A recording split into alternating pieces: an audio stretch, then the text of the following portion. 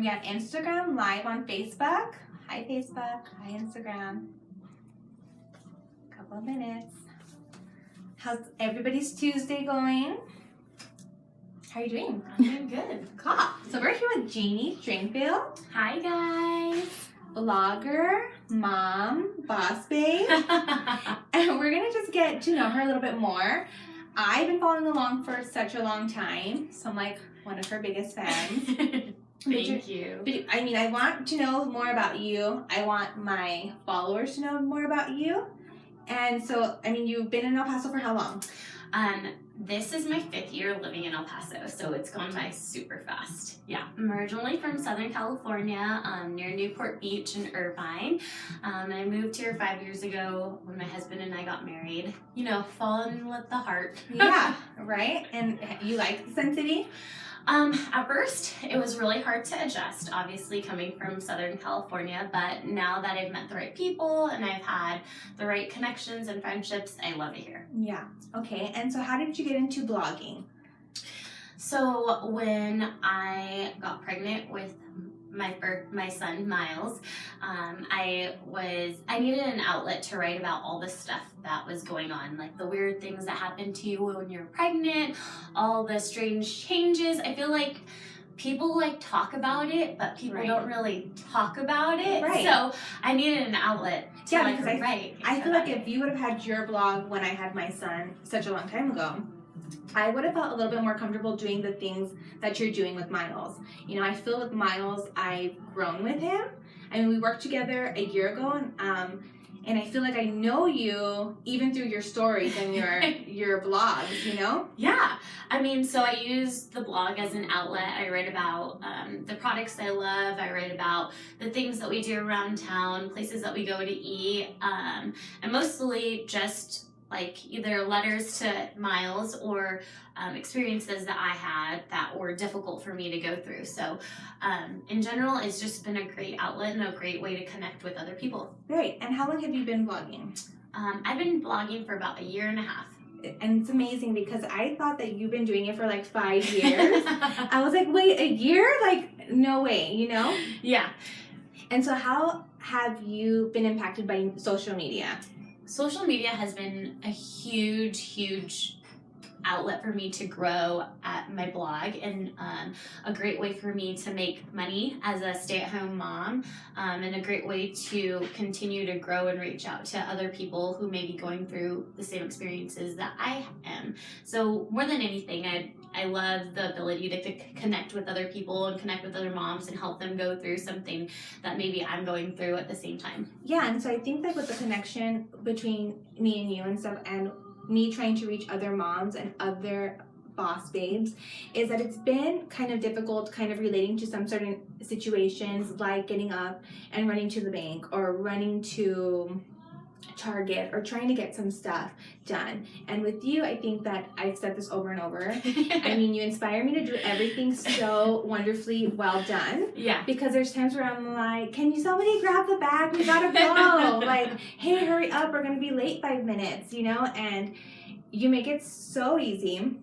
But with media, I feel like sometimes we just post all the good, which is good because we want you guys to see that, you know, but there's been tough times. So what has been your toughest mom moment? Oh gosh, there's so many of them. I mean, just in general, being a mom and like trying to run a business and just trying to do a lot of things, it becomes really overwhelming.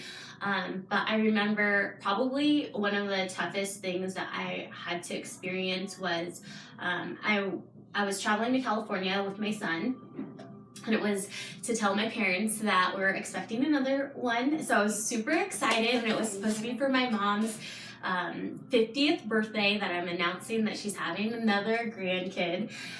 So I took my son Miles, who had the night before thrown up one time. So I thought that it wasn't going to be a big deal. He was totally fine.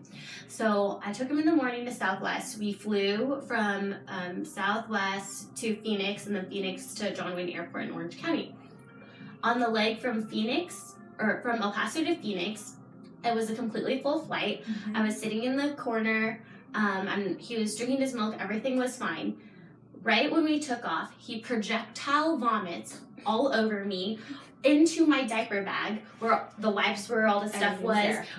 It was completely full. He was crying on the top of his lungs, and there was a man sitting next to me, and he just looks at me like, are you serious? And I almost bursted out crying. He's like, all I can do was apologize, and I kept thinking in my head, like, someone please help me, like, God, please help me.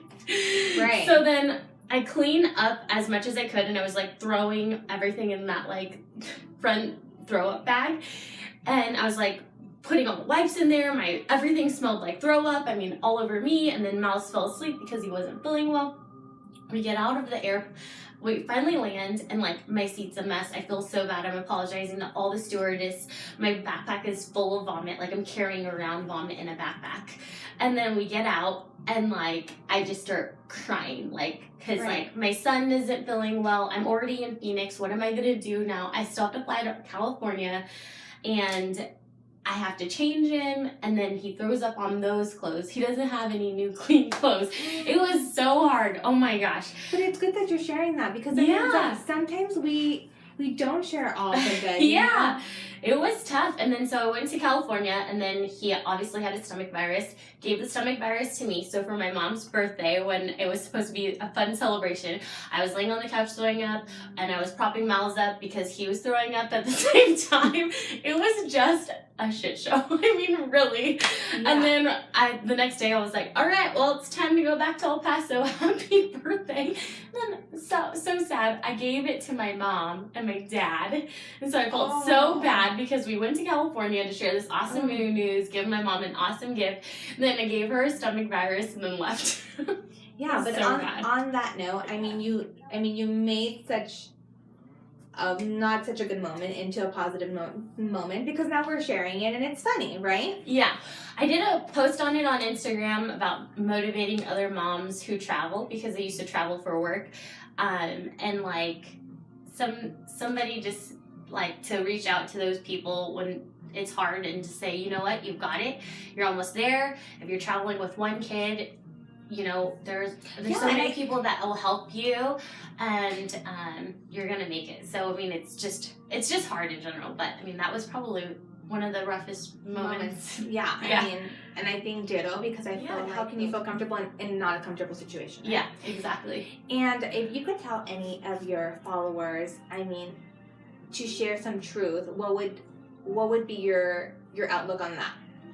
About growing social media? Yes. Or okay, so I mean, I'm lucky enough that, because she's an educator too, guys. She's also educating people how to grow, which is like a new venture, right? Yeah, so I am right now a freelance social media curator and content curator. So I help people grow their social media accounts. I help them grow their Instagrams. I help businesses grow and create content for their pages. So if you could tell them what could help them. I mean, there's a lot of hairdressers watching. There's a lot of everything. All the fields are right now watching. What would you tell them to help grow? I mean, the number one thing that I tell everyone about growing an Instagram page or a Facebook page is it takes time. You have to be willing to put the work into it. It's not going to be something that's going to grow all overnight, but it's all about authenticity and engaging with the customer base that you're looking for. So the number one thing that I would say would be the best growth tip for me is search a hashtag that is in your niche. So me, it would be like mom blogging and like mom stuff. So I would search the hashtag mom life. And I'd go through all the pictures, and I would comment and like on people's photos of things that I feel connected to, about things that I feel that is engaging to me. And I write like full-on paragraphs on their comments and pages. And as the days go on and you keep doing this for about an hour at a time, you'll see yourself grow authentically with people who actually want to engage in your content. Your tribe. Yeah. Like your tribe. Because I think sometimes we kind of go off on that, right? We feel like we have our social medias have to look a certain way and we have to be a certain way to build this audience. But it goes back to what you're saying, to find who you are first and figure out that, and then from there you'll grow your tribe. Yeah, I mean, we'll even grow your client list or grow whoever you're looking for, as long as you're engaging on their pages, you're liking their photos, and you're remaining consistent about reaching out to them. That's how they come back to your page and look at your stuff and say, oh, this is a really cool hairdresser, or this is a really cool page. And then they end up creating a reciprocal relationship so that your feed always shows up on their feed, even though so many people are following so many people nowadays. Right. You know, and I think those are all really good notes. Yeah, I'm going to use them later. So, I'm always on my phone. You're always on your phone. Yeah. So this is for the spouses, okay? Everybody watching. And we're going to replay this because I'm sure the spouses are working. What would you tell the spouses about social media and kind of being I would say, team player? Okay, so the phone thing with me and my husband is a constant topic. Me too.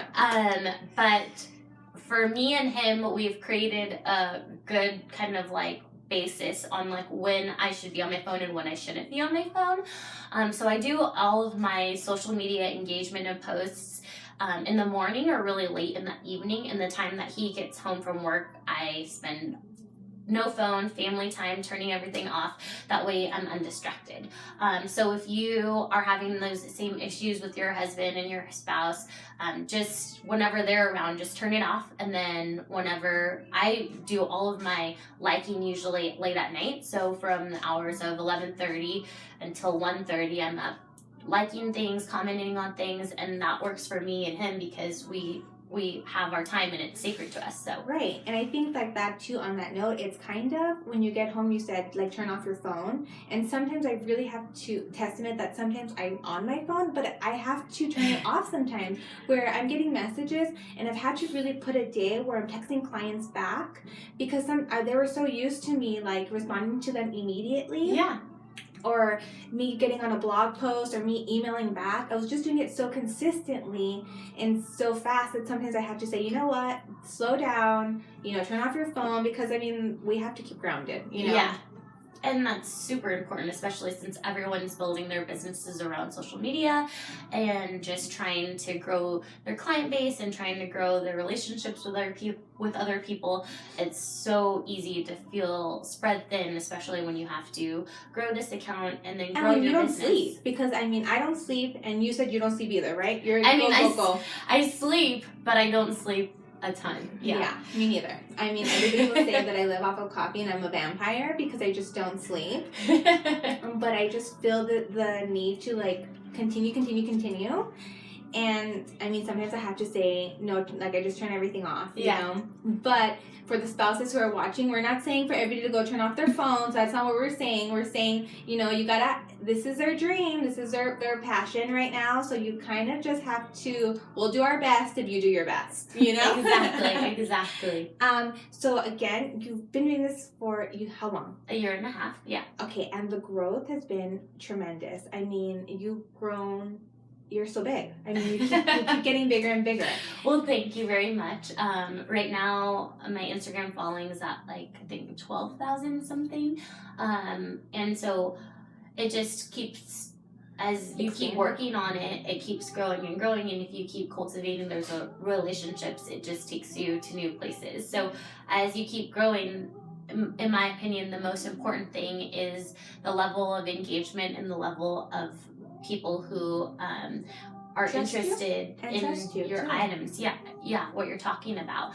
So it's one thing to have like a ton of followers, but then it's another thing to have a bunch of followers who are also engaged. So that's very important. And I think too, because I used to think that it was going to just happen overnight, and a lot of it doesn't, and I think that's something that we don't really talk about. Her growth in 1 year is impeccable. I think that is amazing. Again, I thought that she was doing this for 5 years. You do a really great job at that. Oh, well, thank you. Yes, and I mean, it's this California chicness that I'm just going for it. I mean, you guys have to follow her. So where can we find you on social media? So if you search Stringfields, string and then underscore fields, that's my Instagram handle. You can also visit my blog at www.stringfields.com. And we do a ton of DIYs. It's mostly just like what I do every day, boring stuff, but No, it's not all boring, good. guys. It's not boring. We did a photo shoot a year ago together. Yeah. She has like the cutest kitchen. She has the cutest bathtub. Everything's so cute. It's very Pinterest. Everything's Thank you. well planned out. So you guys look her up, follow her, and get all your Christmas stuff. Oh yeah, I want to mention one more thing. You did this Thanksgiving dinner, and it inspired me to go, and that's why I'm saying to go follow her, to get this whole new setup for my kitchen, whole Thanksgiving. And I just kind of want you to mention that because your detailing on that was, wonderful. So we did a little tablescape demonstration with Whole Foods, and it was an easy way for you to put together a great tablescape at a fraction of the cost. So what I used was a piece of butcher paper, and then I laid it on the table, and then after that I drew a circle using a plate, and then wrote everybody's names in the plate, and then you use that as a placemat. So instead of having to buy a table runner and placemat and all these other things, you can just use a piece of brown butcher paper, and then set out your plates on top of that. And then for the centerpieces, I just went, because it's really nice to look super natural now, that's like a thing. I went and took a bunch of mason jars, and then just went to my backyard and cut a bunch of greenery, and then stuck it in these mason jars. So it looks super Joanna Gaines, like very like simple, minimalistic, but it gave her a beautiful tablescape. Yes. Yeah. So we're going to be watching out for that. So when she has another event, we'll be there. We'll be recording it and taking that back with us. So I want to say thank you guys for watching Topic Thanks, Tuesday. guys. And we will talk to you guys soon. See you next Tuesday. Bye.